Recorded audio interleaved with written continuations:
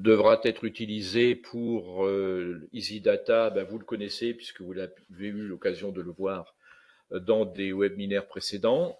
C'est l'adaptateur EasyLink avec son port mini USB qui se connecte directement sur le port USB de la calculatrice, et après on met un capteur vernier. Les capteurs verniers sont pour la plupart reconnus, à peu près tous, sauf le microphone. Le microphone n'est pas reconnu, lui, mais la plupart le sont. Si on n'a pas l'EasyLink, on peut utiliser le GoLink sur un ordinateur, mais si on utilise le GoLink sur un ordinateur, eh bien naturellement, on passe par le TI SmartView qui permet quand même d'utiliser EasyData. Alors moi, c'est ce que je vais faire ce soir, parce que dans les visioconférences que vous avez vues avec EasyData, vous utilisiez la calculatrice.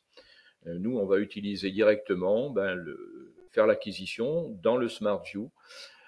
Donc j'ai pas mis ma caméra, le capteur on ne le verra pas, mais c'est simplement le capteur de température que tout le monde connaît. On fera pas une grande acquisition, on la démarrera, mais plutôt on l'exploitera cette acquisition avec le tableur. Comme je voudrais pas être redondant avec les visioconférences qu'il y a eu sur EasyData. Voilà. Alors dans le PowerPoint, vous avez les captures d'écran de globalement à peu près, vous voyez tout ce que je vais faire, puis parfois une petite diapo de la documentation qui donne des renseignements sur des choses qui me sont apparues un peu troubles ou dont je ne me souvenais pas exactement l'existence, la précision lorsque je souhaitais les utiliser. Voilà. Donc on va voir tout ça et on va commencer par la première qui est Science Tools. Donc vous voyez ici, je balaye rapidement ma présentation. Vous retrouverez tout ce que je vais utiliser. Alors on va passer directement à l'émulateur pour appeler les applications. Alors, mon émulateur, il est sur le tableau d'à côté. Le voilà. Alors, pour accéder à ces applications, on appuie sur la touche seconde Résol. Alors, attendez voir, j'utilise le SmartPad qui est une application de la calculatrice pour commander mon émulateur, mais de temps en temps, il a des petits bugs. Alors, la première application que je souhaite utiliser, c'est l'application Science Tools. Alors, quand on fait seconde application, a priori, on la voit pas. Si on appuie sur la flèche vers le haut, vous voyez qu'elle n'est plus numérotée, mais qu'elle apparaît ici. Donc, il nous suffit de valider par entrée pour la lancer. Elle est ici en version 5.6. Je l'ai mise dans l'émulateur en version 5.6. Peut-être que vous, sur votre émulateur ou sur votre calculatrice, vous l'aurez en version 5.5. Alors, j'ai souhaité avoir la dernière version, ce que je souhaite toujours. Pour la mettre à jour, il suffit de cliquer sur cette icône-là que je vous montre en haut à gauche. Là, vous avez celui de la calculatrice. Là, si j'appuie, vous aurez le contenu de l'émulateur.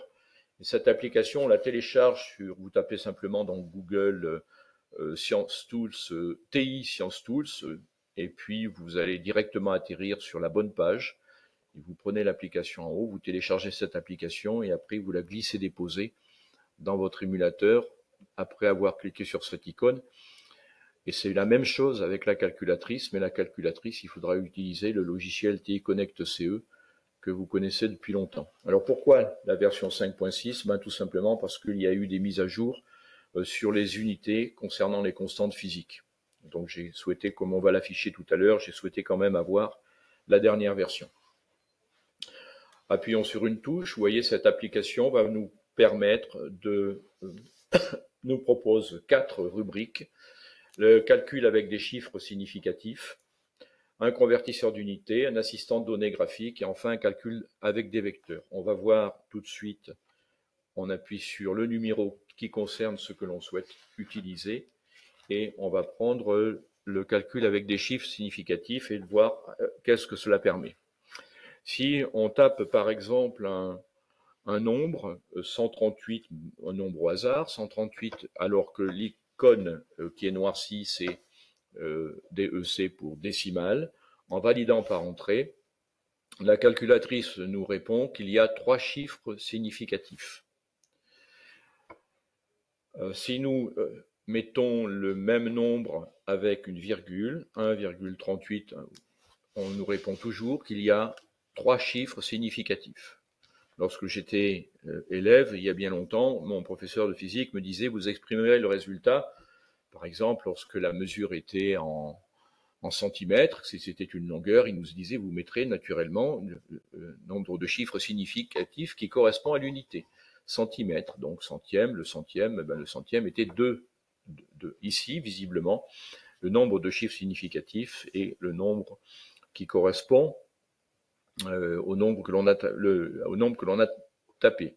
Si on choisit F1 en mode le mode exact, alors je vais choisir F1, vous voyez ici, il y a une croix. Je tape le même nombre. Là, aucun nombre de chiffres significatifs nous est donné et la totalité des décimales seront prises en compte. Là, je ne vais pas le développer, mais lorsque la calculatrice va arrondir, on va le voir sur une opération, la totalité des décimales sera prise en compte. On va se remettre sur des décimales et réaliser une opération, par exemple 1,75 multiplié, là, 3 chiffres significatifs. On va mettre par exemple au hasard 3,4589. Voilà, 3,4589, 5 chiffres significatifs.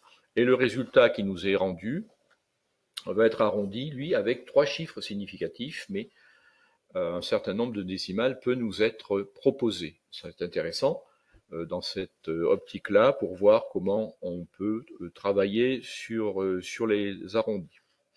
Alors un petit problème qui peut être intéressant, c'est de savoir par exemple combien une barrette de 256 mégas peut contenir d'octets. Donc il nous faut prendre 256 multiplié par 1024. Et vous voyez ici qu'on aura un résultat qui va nous être rendu de manière à la fois exacte mais non précisée et arrondi ici à 262 000 tout simplement. Que se passe-t-il si on a un nombre décimal inférieur à 1? Par exemple, 0,1456, on a 4 chiffres significatifs et le résultat est rendu avec une puissance de 10 exposant moins 1. Autrement dit, le 0 n'est pas pris comme un chiffre significatif. De la même manière, si je tape 3 exposant 5, vous voyez que le 5, comme c'est une puissance, est lui pris également en valeur exacte. Donc ça, c'est quelque chose dont il faut s'imprégner. Si on essaye d'exprimer un nombre sous sa forme F1, F3, voilà, F4 pour scientifique, 1,2457, 5 c'est 10 puissance 0. Là, le résultat est bien mis sous sa forme correcte. On va mettre celui-là également, 10 puissance, on a toujours un résultat qui est rendu avec un nombre de chiffres significatifs qui va correspondre à la puissance du 10, mais cette puissance de 10 sera exprimée après la première. Si c'est 1000, par exemple, le nombre va être coupé à 1000 et le reste sera utilisé pour une puissance de 10 à chaque fois. Voilà à peu près pour cette première application. Pour la quitter, on fait seconde quitte et on revient au début. Le convertisseur d'unités, lui, va nous permettre de convertir des unités dans toutes ces grandeurs physiques, des longueurs, des surfaces, volumes, etc. Si on appuie sur la touche F1, on a accès aux constantes d'Avogadro, la constante de gravitation universelle, etc. Et c'est là que la dernière version est est assez intéressante puisqu'un certain nombre d'unités a été changé. Je crois aussi qu'il y a quelques décimales. C'est une constante électrique. Le U, je pense que c'est la perméabilité magnétique. U pour un il n'y a pas mu, non. Non, c'est la. Je l'ai plus. Attendez voir. Je suis allé trop vite. Unité de masse atomique. Donc c'est l'unité de masse atomique. Voilà. La constante de gaz molaire qui est assez pratique assez souvent, etc. Alors on a la possibilité d'exporter. Si je prends par exemple cette constante là, on peut, une constante, on peut en appuyant sur F2 ou F3, soit l'exporter, soit la copier. Alors je vous invite à essayer. Je ne vais pas le faire parce que je suis assez pressé par le temps. Par contre, je vais la copier. Donc j'appuie sur F3 pour la copier. Et normalement, quand on la copie, et si je quitte l'application, eh bien, quand je vais quitter l'application, je vais, je peux le faire, hein. Voilà, je la retrouve dans mon éditeur. Par contre, l'export, j'ai pu noter qu'il était un peu capricieux, il ne marche pas toujours. Là, je retrouve ma constante avec toutes les décimales qui sont proposées pour la calculatrice et je peux l'utiliser dans un calcul. Maintenant, je reviens dans mon application ScienceTools et je vais chercher à faire une conversion d'unité pour voir comment ça fonctionne. Je vais prendre quelque chose de simple, la température. Si vous avez par exemple 22 exprimé en degrés Celsius, la petite flèche vous invite à choisir dans le menu. Pour le choisir, j'utilise les flèches de direction. En degrés Fahrenheit par exemple, on aura, et le résultat est toujours exprimé sous forme d'une puissance de 10, toujours, tout le temps. On n'aura jamais 22 Celsius, 22 Fahrenheit. Voilà. Bon, le dernier degré R, c'est le degré Rankine qui est assez peu utilisé. Et en quittant, vous voyez, vous pouvez. Le principe est le même pour l'ensemble des unités, des grandeurs physiques qui sont proposées. Regardons voir la vitesse. Vous voyez la vitesse, mètres par seconde, kilomètres par heure. Alors, c'est rien que celle-ci, au lycée, des fois, elle est assez intéressante, hein. Si vous avez une vitesse de 60 km par heure, combien ça fait en mètres par seconde? Voilà, 1,66, etc. Les autres, nous les utilisons plus, ce sont des unités anglo-saxonnes. La dernière, alors l'assistant données graphiques, personnellement, je ne l'ai jamais utilisé. Je l'ai jamais utilisé pour une raison qui est simple, c'est que je passe directement par les fonctionnalités de la calculatrice. C'est intéressant dans le sens où ça peut simplifier quelqu'un qui n'utilise pas tous les jours sa calculatrice et qui perd un peu le mode d'emploi, je dirais, peut passer par ces options. Vous voyez, si vous allez dans Data, vous aurez des listes lorsqu'il y en a. La représentation graphique aussi, on peut avoir, si je prends le premier, vous aurez directement le nuage de points, mais on n'aura que ça. La liste, on a les variables dépendantes, indépendantes, et elle va nous garder les paramétrages de la fenêtre qui ont été faits par défaut. Donc si on veut les changer, c'est possible de les changer, mais on ne peut pas le faire par l'intermédiaire de ce menu. Il faudra passer par le menu habituel de la calculatrice. On peut également faire des régressions. Il n'y a aucun problème. Sur ce plan-là, c'est assez pratique. Et naturellement, on a les stats, on a les statistiques, comme d'habitude. Bon, ça, je l'utilise, quasiment jamais utilisé. Mais c'est pratique quand on ne sait pas trop. Le calcul des vecteurs, lui, je l'utilisais pas mal quand j'enseignais l'électricité pour les vecteurs de Fresnel. C'était pas mal. Alors, on a deux façons de les régler. Vous voyez, on a l'onglet en F1 en coordonnées XY, R, θ en coordonnées polaires, mais vous pouvez aussi utiliser les touches de direction pour créer un vecteur. Donc là, on a créé par exemple le vecteur V1. Naturellement, si je vais jusqu'au bout, si je dépasse, il repart au début. Est-ce qu'il est possible de descendre en bas, de tourner? On ne peut pas changer l'origine, hein. L'origine est obligée de rester là. Donc on va prendre par exemple quelque chose qui, pour un vecteur de Fresnel, correspondrait à une résistance. Voilà, ça nous va bien. On valide ce vecteur. V2, il y en a un autre, je vais le garder.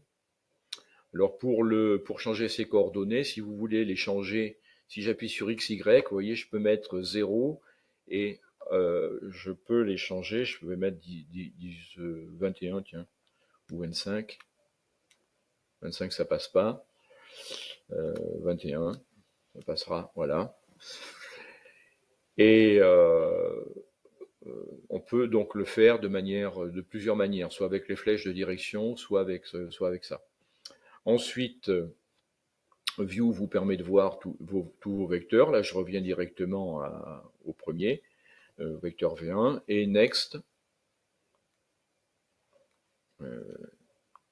Next répond pas. Qu'est-ce qui lui arrive? Voilà. Alors, Preview. Ce qui m'intéresse, ça serait le menu mathématiques. Donc ce vecteur V1, je vais le choisir, parce que visiblement, je pense que je suis dedans. La touche mat, elle a dû être sélectionnée, je ne sais comment. Là, je vais l'additionner, ce vecteur V1. Donc j'appuie sur plus. Et si j'appuie sur F4, pardon, c'est F3. Voilà, je choisis le vecteur V2, F4, F5 me permet de le sélectionner. Là, il a fait V1 plus V2. Il a fait la somme des deux vecteurs. Il l'a attribué au neuvième vecteur. Là, donc, on a la construction du vecteur de Fresnel. Donc, ça peut être pratique pour des problèmes avec des forces ou système de trois forces ou bien un système électrique. Voilà ce qu'il y a globalement dans l'application Science Tools. On va passer à une autre application. Donc pour en sortir, on fait second kit et exit. Si je reviens à ma présentation, donc j'ai pris des exemples et puis j'ai marqué, j'ai mis ici un peu tout, quoi, vous voyez. Calcul avec des vecteurs. La deuxième application, c'est l'application tableau périodique de Mendeleïev. Donc revenons. Ça, tableau périodique de Mendeleïev, seconde APPS, lui c'est le 8e. Donc on tape directement le 8e. Il est en version 5.5, je ne sais pas s'il y a eu des nouveautés. Depuis, je les ai mises, elles y sont, les applications également, on les trouve très facilement sur Internet. Le curseur se place en haut sur l'hydrogène et lorsqu'on balaye comme ça, ici, on est dans la première colonne, la colonne des alcalins. Et si on veut un détail particulier, potassium K19, il nous suffit d'appuyer sur la touche Entrée pour avoir l'ensemble des renseignements. Le symbole, on a la masse, nombre de neutrons, nombre de protons, la configuration électronique, c'est celle de l'argon, plus 4s, le rayon atomique, etc. Et des constantes qui sont assez intéressantes. Voilà. Bon, les onglets qui sont en dessous, on a directement une aide, la liste. On peut avoir aussi tout ça sous forme de liste. On n'est pas obligé de l'avoir, le tableau périodique, sous forme de tableau. On peut revenir sur le tableau en appuyant sur F4. Voilà, option liste. Dans les options ici en F1, on peut sélectionner des zones. Alors par exemple, si je veux savoir où sont les éléments non métalliques, bien les voilà dans la classification périodique des éléments. Tout cela sont des non métalliques. On peut exporter des propriétés, alors l'exporter des propriétés, les propriétés seront exportées dans des listes. Voilà les propriétés qu'on peut exporter, rayon atomique, énergie de première ionisation, électronégativité, ce qui peut être pratique également également, etc., etc. Les propriétés du graphe rayon atomique, le voilà, le rayon atomique, comment il évolue. Et en utilisant la touche de direction, vous voyez que ce qui est intéressant, c'est qu'on voit comment on varie le rayon atomique dans la classification périodique sur une même ligne. Alors pour passer d'une ligne à l'autre, eh bien, il faut carrément avoir terminé. On ne peut pas passer d'une ligne à l'autre en cours comme ici, dans cette position-là. On est contraint d'avoir terminé le balayage finalement de la ligne en question, pour avoir atteint le gaz inerte le plus proche, pour passer à la ligne suivante.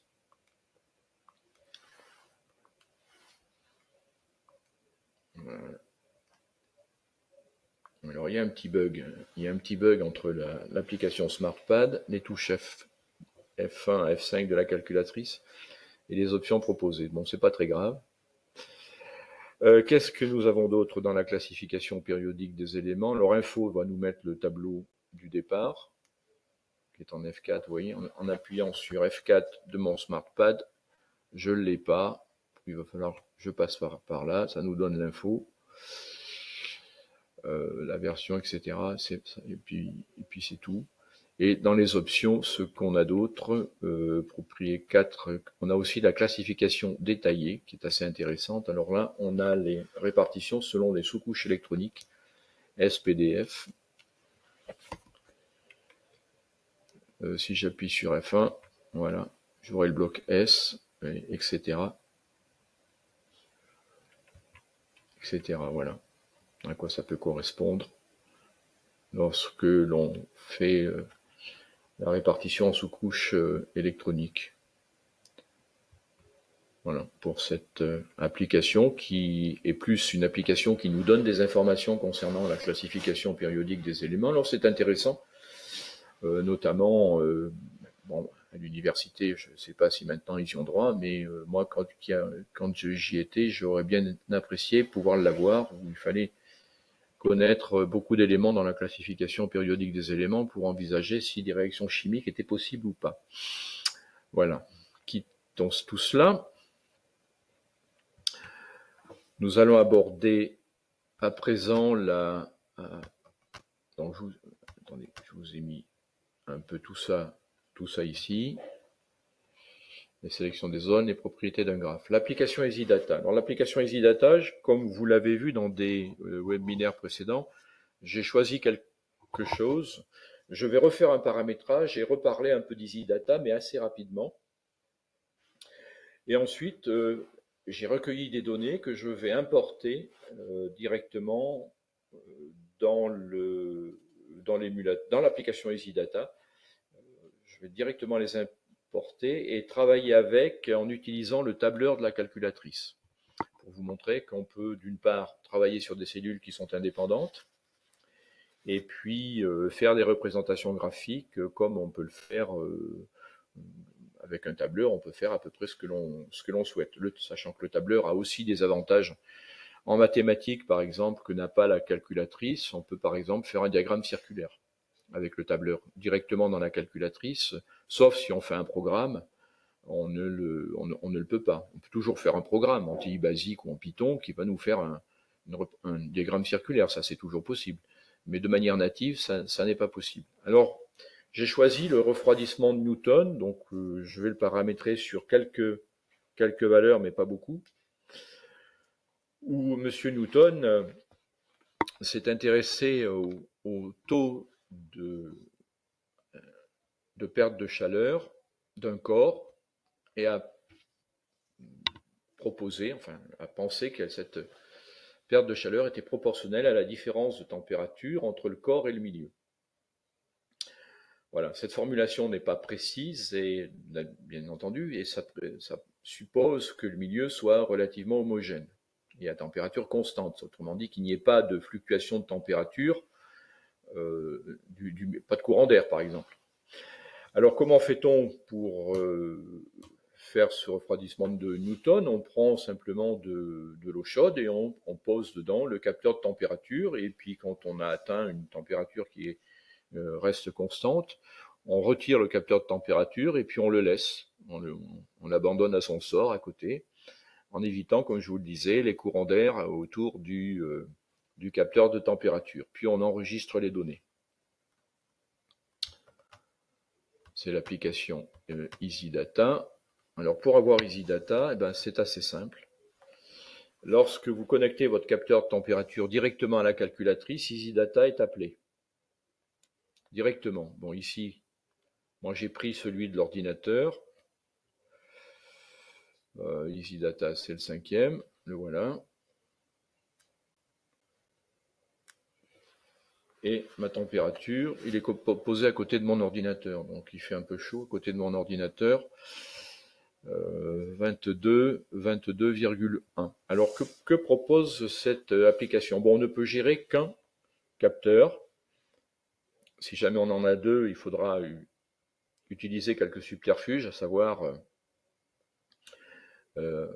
sauvegarder des données, ce qui est possible. Là, le mode qui est activé, c'est un mode automatique qui est réglé sur 60 secondes. Donc, comment il se paramètre ce mode? On va aller dans le setup, dans les réglages.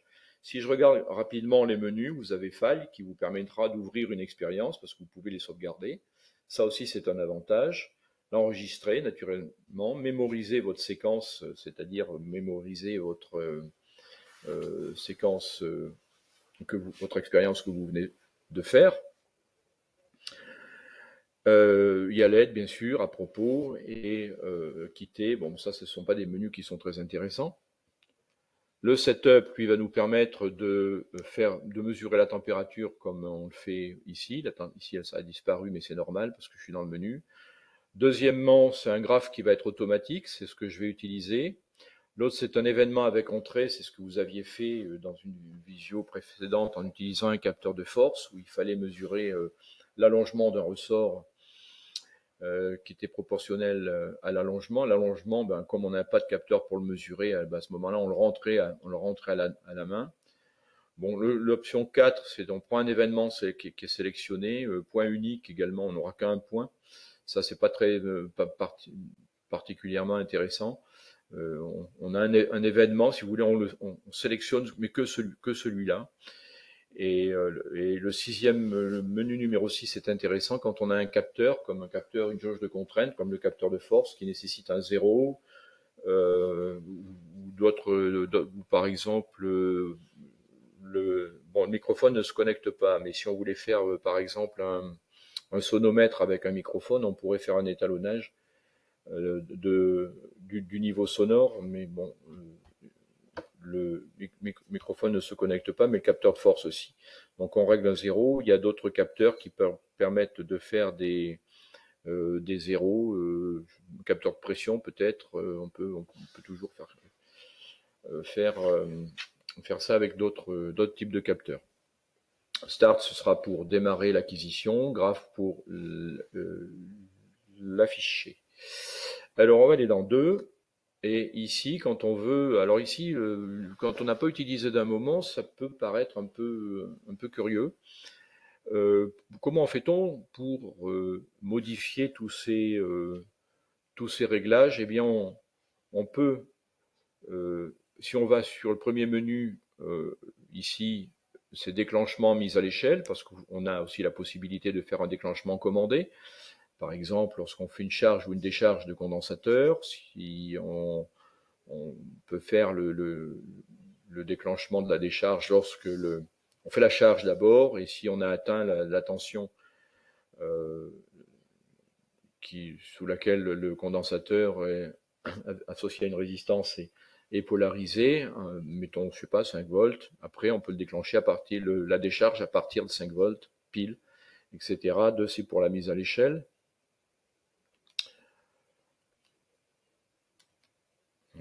Ensuite, pour éditer, voilà, pour l'éditer, les réglages, on change ici la durée entre deux échantillons, j'avais pris 2 secondes, donc là si on veut changer, on annule et on met par exemple, on peut mettre 3 secondes. Bon, je vais peut-être laisser 2 parce que je veux pas faire l'expérience en entier, donc Je veux juste la démarrer, donc ça me suffira bien. Next pour passer à l'écran suivant. Le nombre total d'échantillons, j'en avais pris 30. Voilà, next. S'il me dit que la durée de l'expérience, bah, c'est le produit des deux, c'est logique, ça sera 60 secondes. Et pour valider le tout, je fais OK. Voilà. Alors après, si j'ai déjà des mesures qui sont faites, qui ont une autre expérience qui a été faite, les mesures qui sont existantes vont être écrasées. Si j'appuie, je vais prendre là le capteur qui est dans ma main. La température devrait normalement monter, bien que mes mains ne soient pas très chaudes. Si j'appuie sur Start, je vais attendre un petit peu que ça augmente pour voir un peu le décroissement, la décroissance, pardon, de température.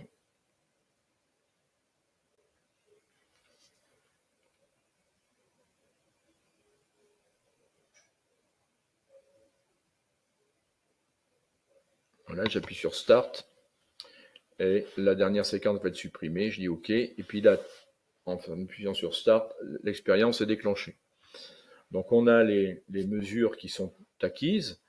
Le graphe a été mis à l'échelle automatiquement. Alors ça, c'est une application que j'aime bien, qui est extrêmement pratique parce qu'en classe, on peut, par exemple, lorsqu'on fait un changement d'état, eh bien, on peut suivre au tableau la totalité de l'expérience. Donc ça, c'est quelque chose qui est assez sympa. Et une fois que l'expérience a été terminée, le, là, on a l'impression que la décroissance, que la température reste constante alors qu'elle ne reste pas constante.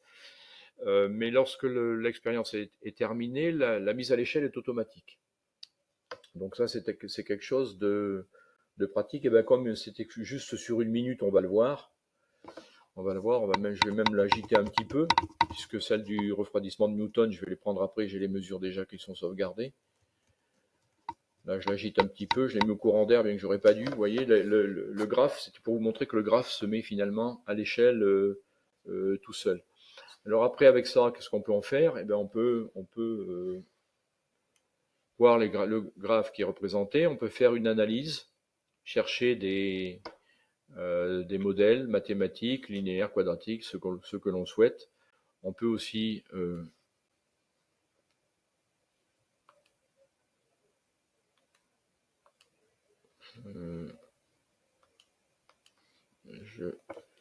j'ai toujours des soucis avec mon SmartPal, le scale.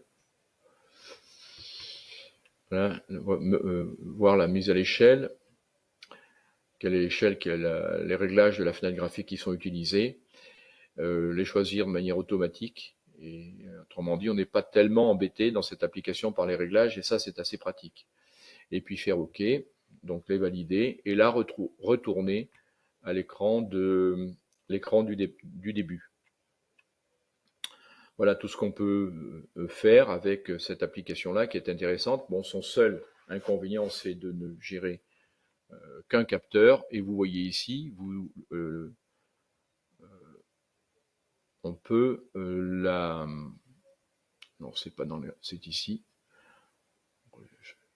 Voilà, choisir capteur et collecte de données. Si votre capteur n'est pas répertorié, on peut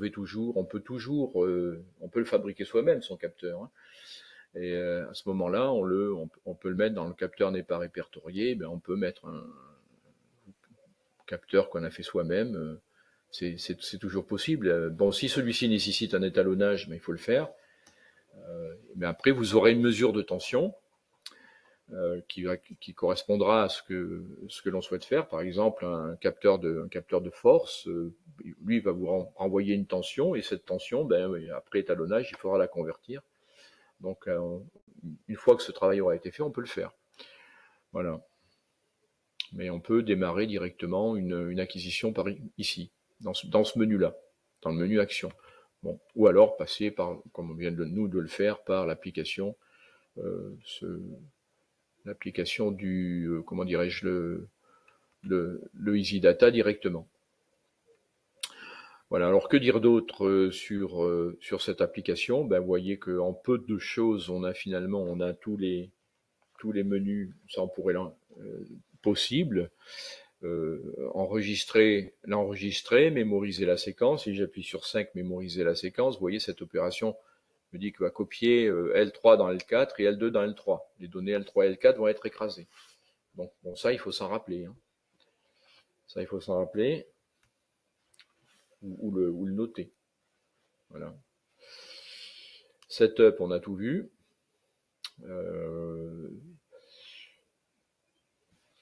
Par curiosité, 4 événements sélectionnés. Vous voyez, mode événement sélectionné. Ben là, l'événement sélectionné, ça sera cette température-là qui sera sélectionnée. Bon, après, on en fait quoi? Elle atterrit où? Je dois vous avouer que comme je l'utilise pas, je ne le sais pas trop. Alors, faut que j'ai pris Firefox parce que j'avais les notifications qui me gênaient.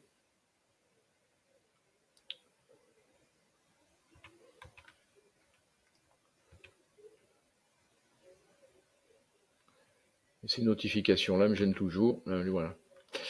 Bien. Alors, donc maintenant, on va quitter ça et on va passer au tableur. Voilà. L'événement sélectionné, vous voyez, il est dans L1 et le temps est dans L2. Donc, je saurai que au moment où j'ai sélectionné cette valeur de température, elle a été récupérée dans L1, l'événement dans L1 et la température dans L2. Voilà. Alors bon, il est tout aussi intéressant de faire l'autre option qui est dans l'autre option qui est celle-ci là. Dans le setup, plutôt qu'un seul événement sélectionné, c'est un événement avec une entrée. Bon, vous allez me dire si on n'a pas, parce que sinon on va acquérir une seule liste et à représenter, c'est pas terrible.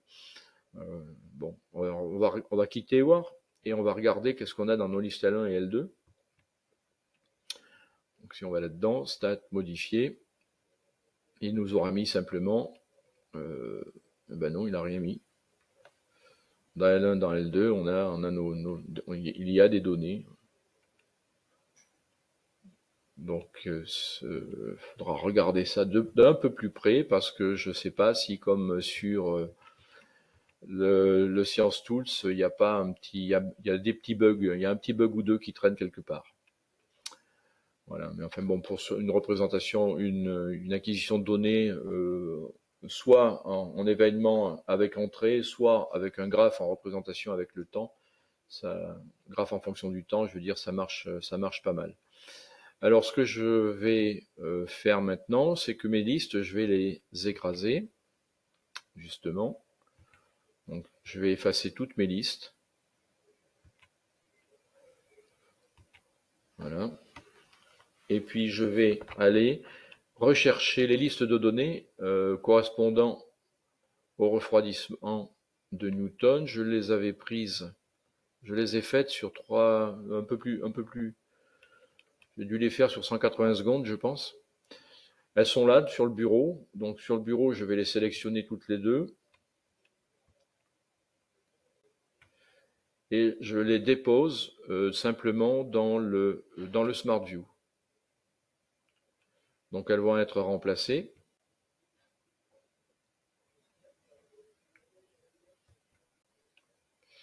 Et maintenant, je retourne à la calculatrice et non pas au contenu de l'émulateur. Et si j'appuie sur Stat, j'ai de nouveau mes données. Voilà. Alors j'ai dû les prendre, je sais pas. Bon, on va bien voir. 60 secondes, 60, j'en ai pris 60 peut-être. Je les ai prises toutes les 5 secondes et j'ai dû les prendre sur 180. Ouais, je sais plus, bon, peu importe. On va s'en débrouiller. J'ai fait ça il y a quelque temps.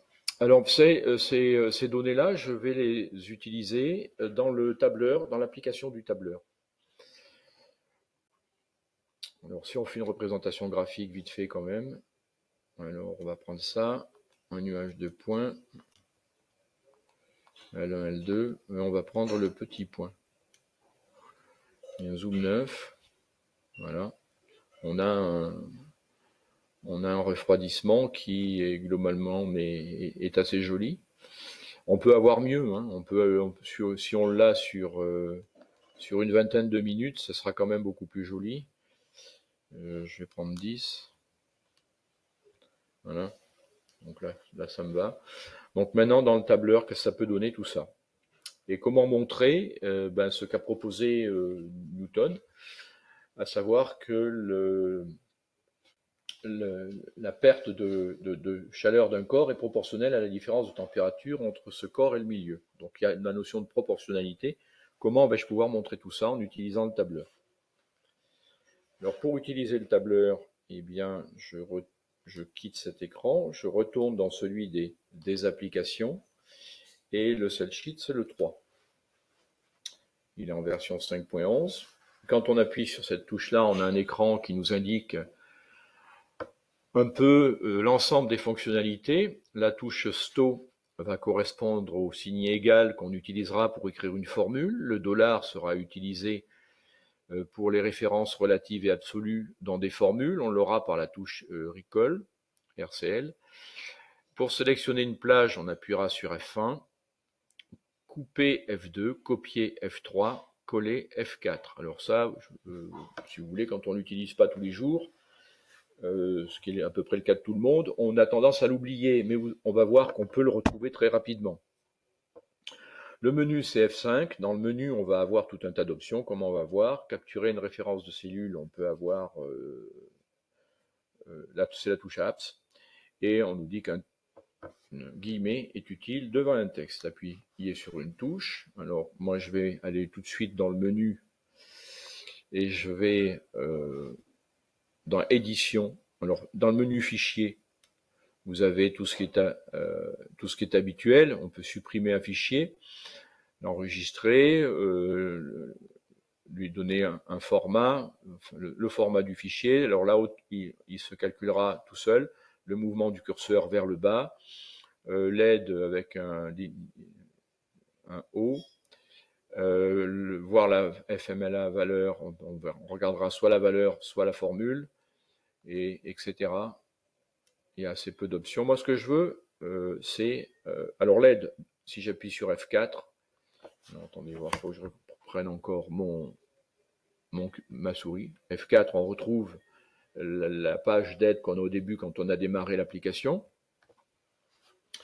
Si j'appuie sur menu, je veux effacer la cellule, effacer la feuille. Donc je vais dans édition, je peux effacer la feuille. Vous voyez que dans l'édition, on peut aller à une cellule particulière, annuler, supprimer une cellule, sélectionner une plage donnée, et le couper, copier, coller est encore résumé ici de nouveau. Ce sont des fonctionnalités d'édition. Donc 3, j'efface ma feuille. 2, voilà. Alors maintenant, je veux mettre dans A, dans la colonne A, mes données du temps. Donc 5, 10, 15, etc. Et dans B, je veux mettre mes données de température. Les représenter graphiquement et après, eh bien, travailler sur ces deux colonnes de données, dans la colonne C et dans la colonne D, pour montrer que le problème de Newton, donc travailler sur l'accroissement de température en fonction de la température du milieu, la température extérieure. Alors, comment faire? Eh bien là, vous avez que 3 possibilités. Plage, c'est sûrement pas là. Aide, ça va être l'écran du début, donc on va aller voir dans menu. Dans menu, on va aller voir dans graphique, c'est pas encore parce qu'on n'a pas de données, donc on va pas faire de graphique. On va être logique. On va aller voir dans les options. Alors dans les options, on a statistiques, et bien pareil, il nous faut des données. Remplir une plage, on peut remplir une plage en écrivant une formule, c'est à ça que ça sert. Et séquence, c'est pareil, on fait ce qu'ils appellent séquence, c'est faire remplir une colonne avec une séquence, vous savez, comme quand on remplit par exemple sec x, x, 1, 10, ça va vous remplir une liste de 1 à 10. Voilà. Donc moi, c'est 4 imports-export.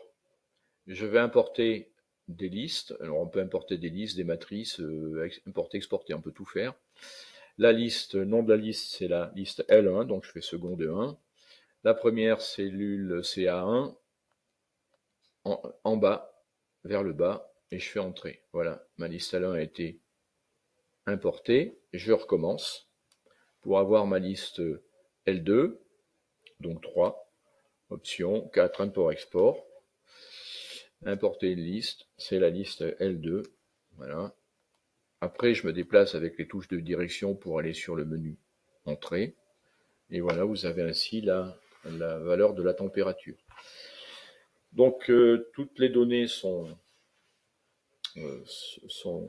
maintenant importées. On va les représenter graphiquement. Et après, pour voir que le graphique est bien conforme et correct par rapport à ce qu'on avait. Nuage de points, vous voyez, on a tout ça comme graphique. Nuage de points, fenêtre, réglage de la fenêtre de nuage, des courbes, fenêtre des courbes, barres, on peut faire des barres, et un diagramme à secteur. Voilà. Alors, nuage de points. La plage, eh bien, tiens, je me rappelle plus combien j'ai de mesures. Donc, je vais quitter, et puis je vais aller voir jusqu'où j'en ai. J'en ai 31. Donc, menu, 4, graphique, nuage de points. Donc, c'est alpha A, 1. On met 2 points, donc alpha point. Vous voyez les touches sur lesquelles j'appuie. Alpha A, 31. Ça, c'est pour les abscisses. On peut... et la plage des Y1, c'est alpha B1. Alpha B, 31. Voilà. Y2, il n'y en a pas. Y3 non plus. On peut donner un titre si on en a envie. Regardez les axes, voilà. Et on a nos mesures qui sont représentées avec un gros carré. C'est pas particulièrement joli.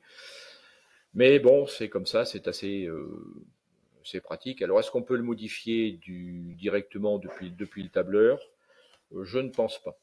Donc, il faut se contenter de ce qu'il nous propose, parce que quand on va dans 4 graphiques et qu'on regarde 2 fenêtres nuages, ça va nous donner le réglage de la fenêtre, mais on n'a pas d'autre option de représentation comme on peut l'avoir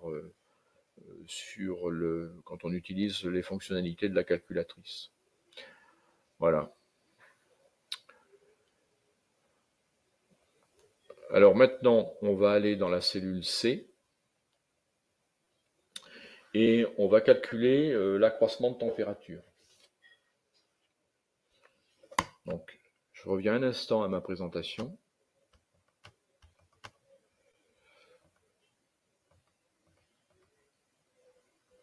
Pour vous montrer que je vous ai mis les formules ici.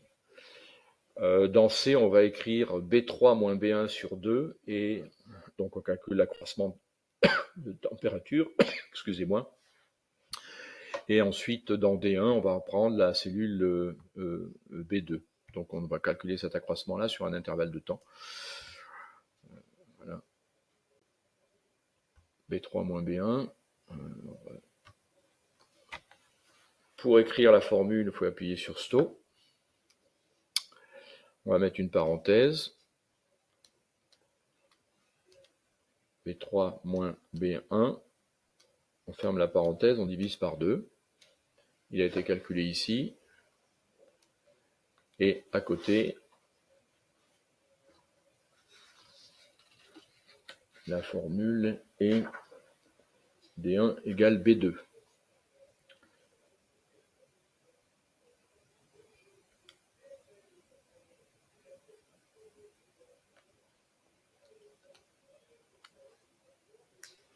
Voilà. Maintenant, il va falloir recopier tout ça vers le bas. Alors j'aurais peut-être pu le mettre je l'ai mis ici. Bon, j'aurais peut-être pu le mettre plutôt en C2, mais bon. De toute façon, je ne vais pas prendre le premier point et le dernier point. Alors si je passe à côté maintenant, je veux sélectionner cette cellule pour pouvoir la recopier. Donc j'ai un peu besoin d'aide, puisque on peut supposer que j'ai oublié de comment il fallait faire pour la copier. Si je retourne dans l'aide, on va me le dire. Alors là, vous voyez, j'ai voulu appuyer sur la touche F4 à partir de ma calculatrice et je n'ai pas la réponse. Donc sélectionner la plage F1, copier, couper, copier, c'est F3. Donc si je la copie,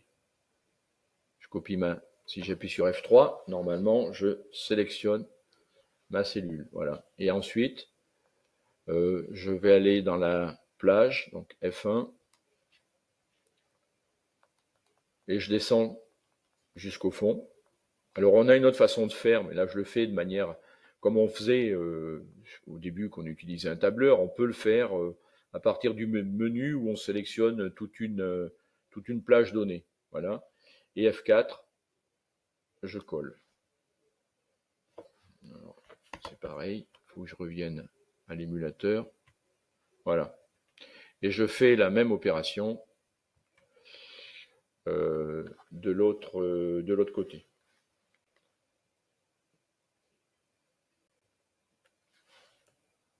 Donc F3 pour la F3 pour la F1, F2, F3 pour la sélectionner. Et ensuite à la plage, F1 jusqu'au fond. Alors au passage, tant que je descends avec mes flèches de direction, si vous utilisez le SmartPad qui commande, le SmartPad c'est une application que vous avez sur la calculatrice qui va vous commander le SmartView. En fait, votre clavier de votre calculatrice commande le clavier de la calculatrice. Mais il vous faut une calculatrice physique. C'est une application qui est native dans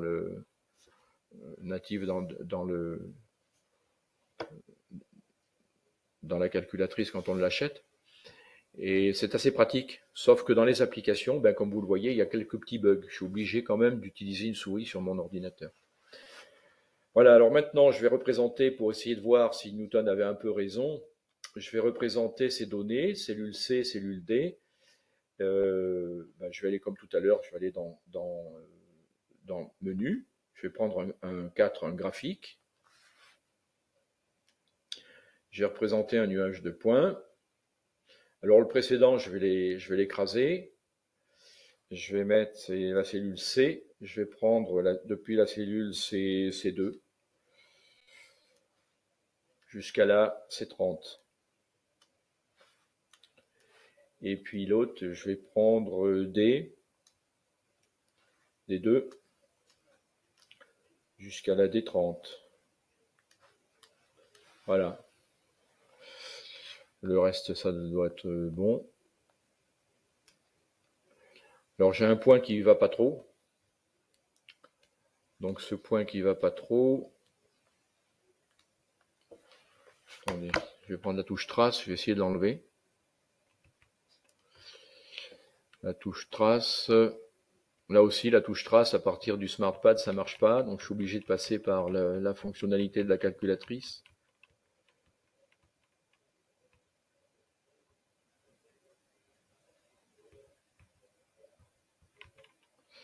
C'est moins 10 et 21. Donc quitte.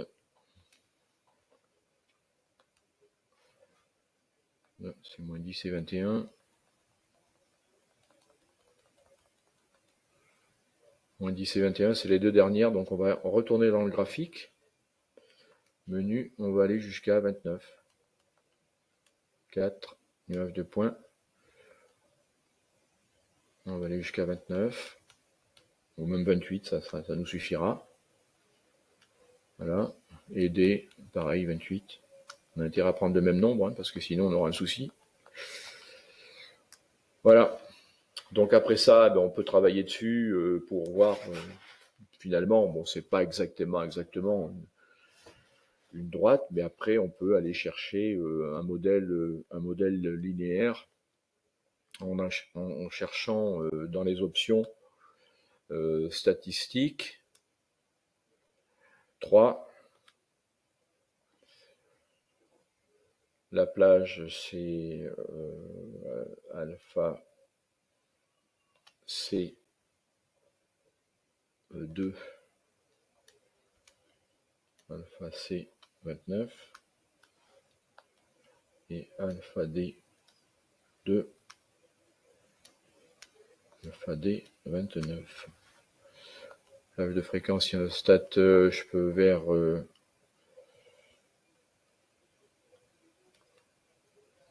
alors, pour avoir le stat, sauvegarder l'équation de régression bon, ben, vers Y2.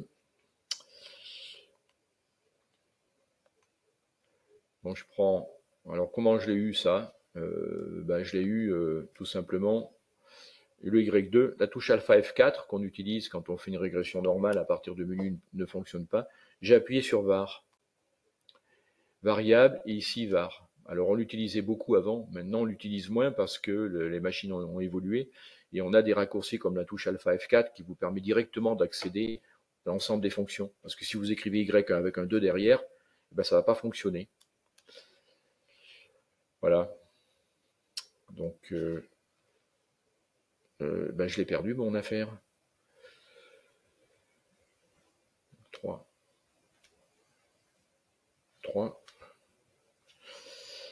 Alpha C, je l'ai perdu mon affaire en voulant vous montrer ça. De alpha C, donc je le refais, c'est vite fait. Alpha D de, voilà, plage de fréquence, il n'y en a pas, et var, fonction, et la deuxième.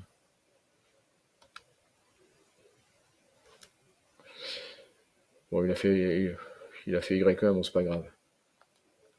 Calculer. Voilà, on a notre régression linéaire. On n'a pas le coefficient de régression. Pourtant, dans les réglages, on va voir qu'il va y être dans les réglages. Il est activé dans les réglages de l'émulateur normalement. Donc là, si on quitte, donc là on a vu, on a une formule, on a mis une formule, on a recopié vers le bas, donc on a travaillé véritablement comme avec un vrai tableur. Pour D, c'est pareil. Et je vous disais, si on avait plage menu, dans l'édition, on pourrait par exemple faire sélectionner une plage donnée. On n'est pas obligé de tout prendre. Comme je l'ai fait, on peut le faire calculer une formule sur une plage donnée en mettant la formule.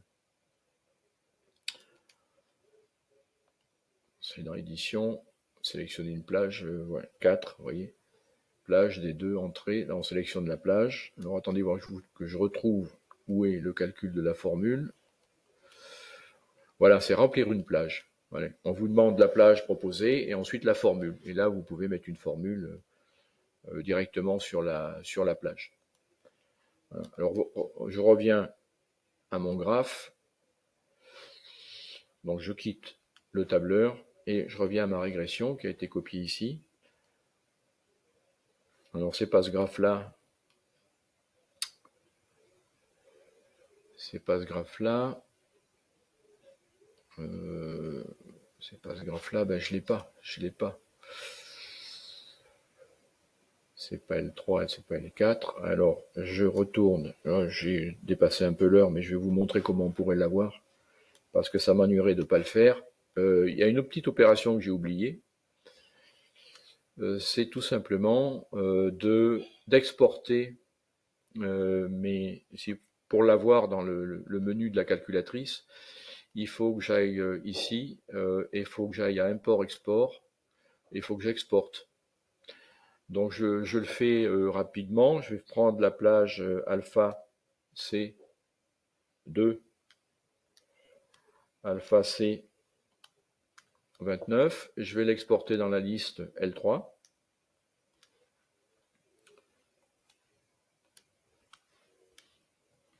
Voilà. Et je vais faire pareil pour l'autre. Import-export. Je vais exporter alpha D2 et alpha D29 dans le nom de la liste seconde de L4, dans L4, pardon, entrée. Maintenant, je peux quitter mon tableur. Je n'avais pas exporté, donc ça ne marchait pas. Et si je prends ici L3, attendez, je vais prendre le deuxième graphe. Celui-ci, je vais ne pas l'afficher. Je vais prendre celui-là, le nuage de points. Celui-ci, donc seconde L3 et L4. Je vais mettre ce point et je vais le mettre en, j'aime pas le noir, je vais le mettre en rouge. Voilà. Et zoom 9. Ah tiens, pourquoi il marche pas? Ah ben forcément. Voilà. Il a été affiché et l'équation derrière est tracée. Sauf que l'équation qui est tracée, c'est pareil. Je vais la mettre en bleu et je vais mettre une ligne plus fine. Voilà. Voilà qui est mieux. Donc là, on peut après on peut essayer de discuter avec les élèves, voir si l'accroissement, la variation de température est proportionnelle à la différence de température qu'il y a entre le milieu et l'extérieur. Voilà, pour un milieu qui est censé rester homogène.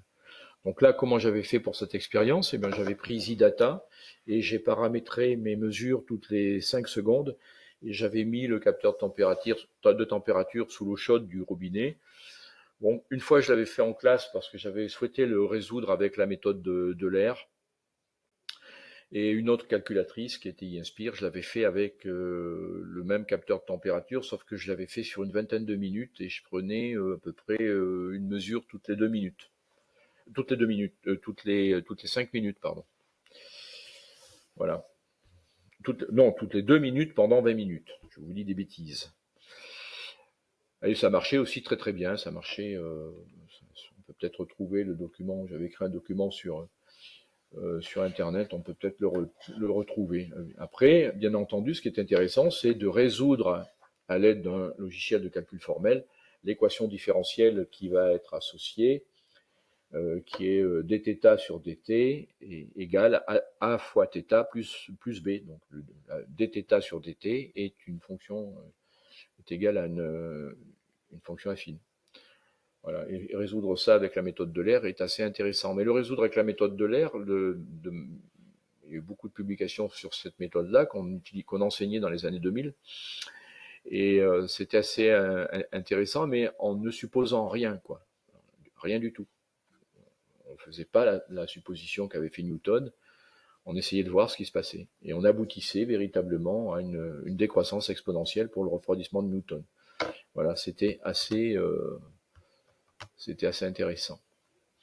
Eh bien, j'en ai fini pour cette petite heure où vous avez vu 4 applications.